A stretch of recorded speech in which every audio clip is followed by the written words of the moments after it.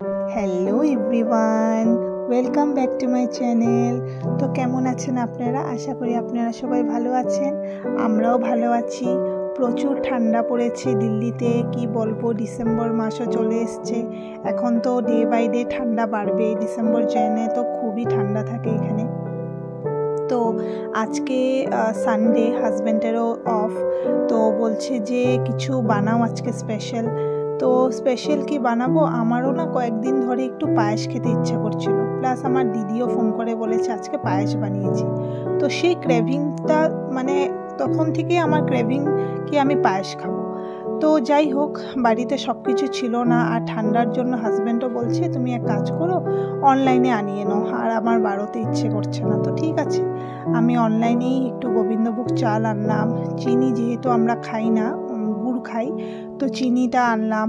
তারপর ময়দা ছিল না, ময়দা আনলাম। তো টুকটাক, এখন তো মাসের প্রথম, গ্রোসারি এখন আনবো তখনই আসবে, তো তাই আমি যা যা ইনিশিয়াল যা যা জরুরি সেটা নিয়ে আসলাম। তো লাস্টে ডিসাইড করলাম একটু পায়েস তো বানাবোই, সাথে একটা কেননা কেক বানিয়ে নিই। কারণ বার্থডে থেকে আমার ইচ্ছে ছিল কি হোমমেড কেক বানাবো, যেহেতু বাইরের থেকে কেক এনেছে।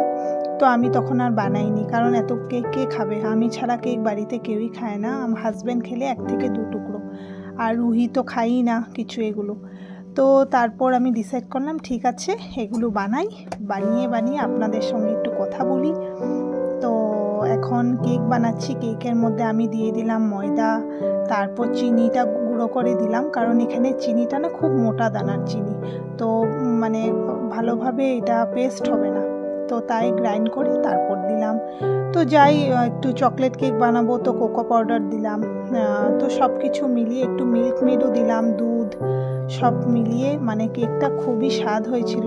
কিন্তু জানেন তো, কেকটা না একটু তেলটা মনে হয় একটু বেশি হয়ে গেছে। আমার কেক কিন্তু এমন হয় না, খেতে খুবই স্বাদ হয়েছে, কিন্তু একটু মনে হচ্ছে একটু ফেটে ফেটে গেছে। যখন কেকটা হবে আপনাদেরকে দেখাবো, দেখবেন একটু ফেটে গেছে উপরটা, মনে হয় তেল বেশি হয়েছে। আমি জানি না, আপনারা যারা জানেন বলবেন তো কেন এমন হয়েছে। তো যাই হোক, খেতে তো স্বাদই হয়েছে, বাড়িতে কাউকে তো দেবো না, তো মানে তেমন একটা কিছু অসুবিধে নেই।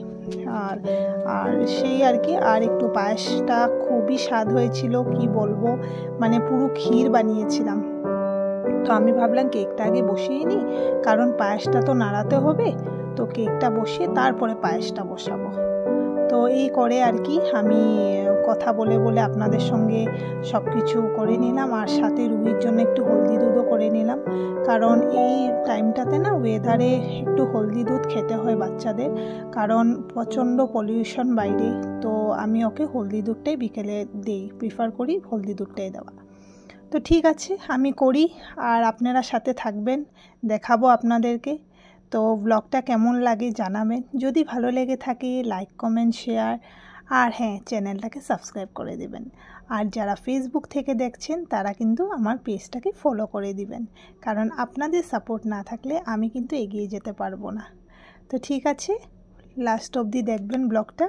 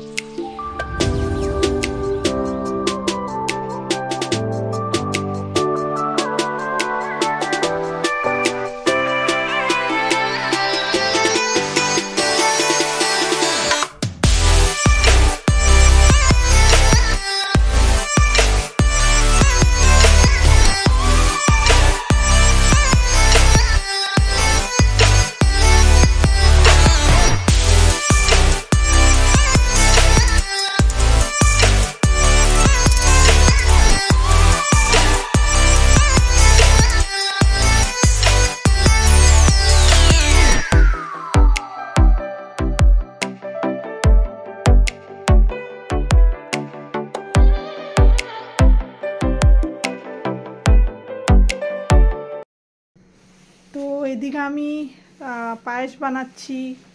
তো আমার রুহি আপনাদেরকে একটা গান শোনাবে। মাম্মা শোনাবে গান? कौन सा गाना? आज की रात सुनाओ, सबको सुनाओ।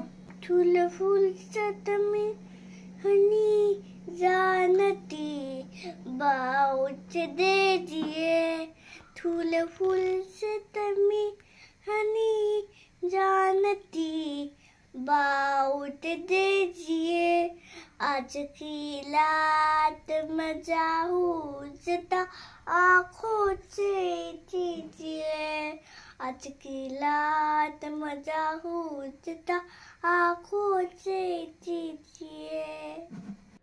তো আমার কেক রেডি হয়ে গেছে, এখন ঠান্ডা হওয়ার পর কাটিং করব। আর পায়েসও রেডি। তো আসবো একটা নিউ ব্লগ নিয়ে। Till then tata, bye by.